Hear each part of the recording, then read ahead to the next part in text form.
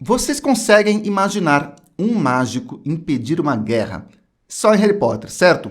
Bom, mas em 1856, Napoleão III, sobrinho de Napoleão Bonaparte, convidou o grande mágico Robert Houdin para combater magos muçulmanos na Argélia, que naquela época era dominada pelos franceses. Vamos entender o que aconteceu depois da vinheta.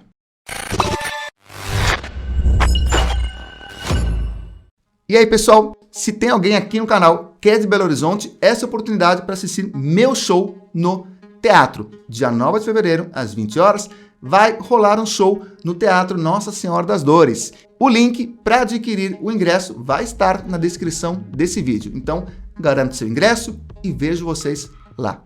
Fala pessoal, meu nome é Nicolas, eu sou um neuromágico. Se é a sua primeira vez aqui no canal, seja muito bem-vindo. Jean-Eugène Robert Houdin é um artista francês, nascido em 7 de dezembro de 1805. Ele é considerado o pai da mágica moderna, e ele se encantou pelo ilusionismo ainda muito jovem, quando via a apresentação de outros mágicos. Antes de se tornar o grande Robert Houdin, de quem Harry Houdini iria copiar, se inspirar, modelar, para usar um termo da PNL, o nome, tá? É dele que Harry Houdini pegou o nome, tá? Antes disso, ele era relojoeiro, e essa habilidade, esse conhecimento em relojoaria, facilitou com que ele construísse vários equipamentos que fazem sentido até os dias de hoje. Eu vou falar da importância dele e da história dele como artista em um outro vídeo.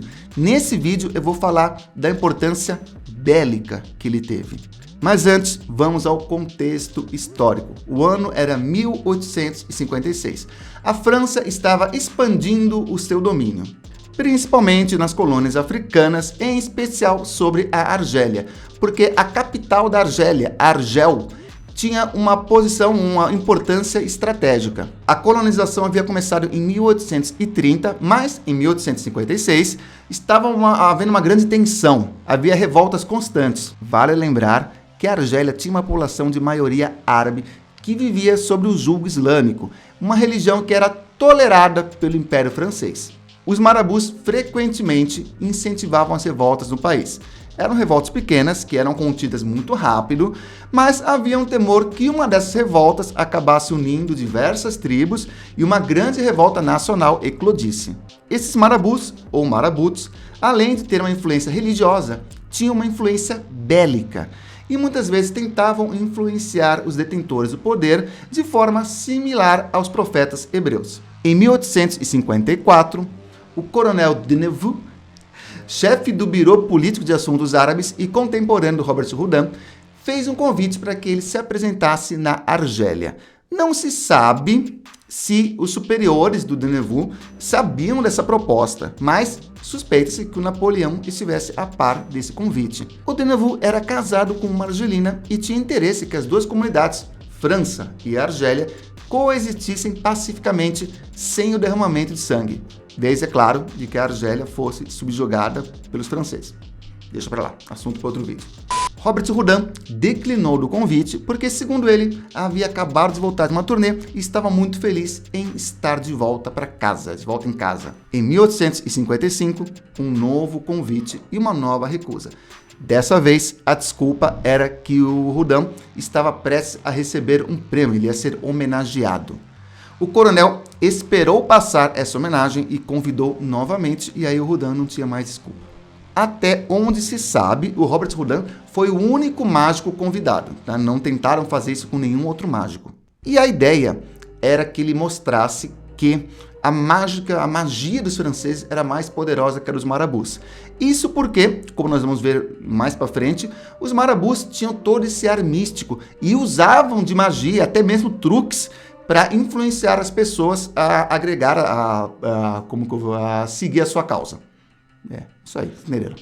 Tinha um marabu chamado Mahatma Abdala, que dizia que ele tinha o poder, quem o seguisse teria o poder de se tornar imune às armas dos franceses. E claro, para fazer isso, eles também usavam truques. Olha o que o próprio Robert Houdin escreve em seu livro. Um deles solicitou uma arma que foi carregada e disparada contra ele de uma distância muito curta, mas foi em vão, porque o gatilho foi apertado, o Marabu pronunciou algumas palavras cabalísticas e a arma não disparou. O mistério era simples. A arma não disparou porque o Marabu habilmente cobriu a entrada de ar. Ou seja, os marabus já estavam usando de truques, ainda que de forma muito precária, para convencer as pessoas a seguir a sua causa. Aqui nós temos um exemplo. Ele pegou uma arma, mandou atirar contra ele e a arma não disparava. E isso ele fazia as pessoas se convencerem de que eles de fato tinham poderes sobrenaturais. Então, para isso, trouxeram o mágico para mostrar que os franceses eram ainda mais poderosos.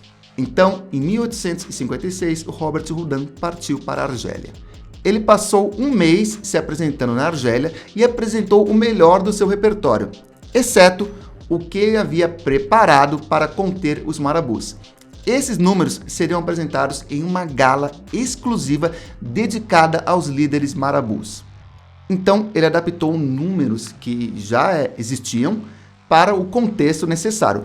Um dos números foi um número chamado caixa leve pesada, que hoje é chamado de lenço tonelada.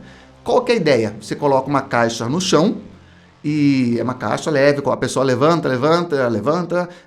Aí, na hora que você quer, você faz um passe de mágica e a pessoa não consegue mais levantar a caixa no chão.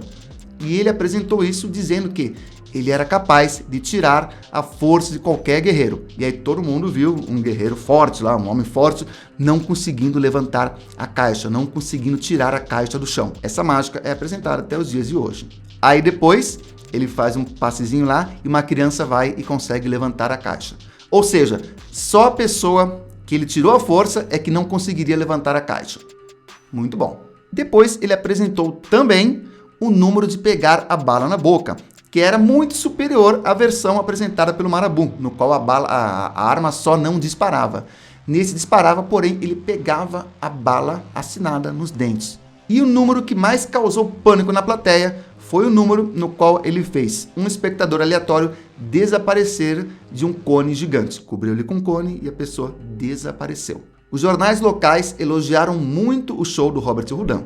Segundo os jornais, os seus feitos seriam falados por um longo tempo e poupariam a vida de milhares de cristãos e árabes.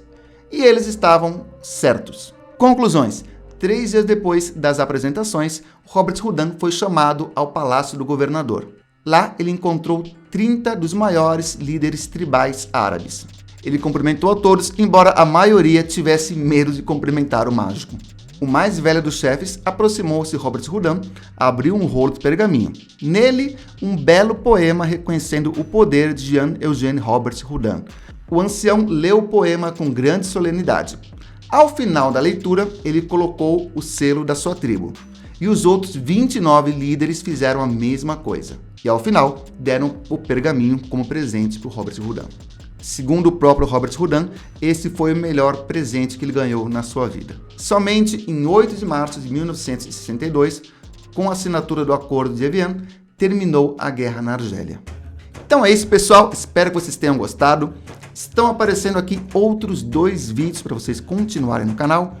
E no mais, continuem seguindo o conselho daquele que veio do céu, impediu uma guerra interplanetária e ainda deixou uma mensagem positiva para todos nós. Estou falando, é claro, do ET Bilu, e a mensagem dele é: busquem conhecimento.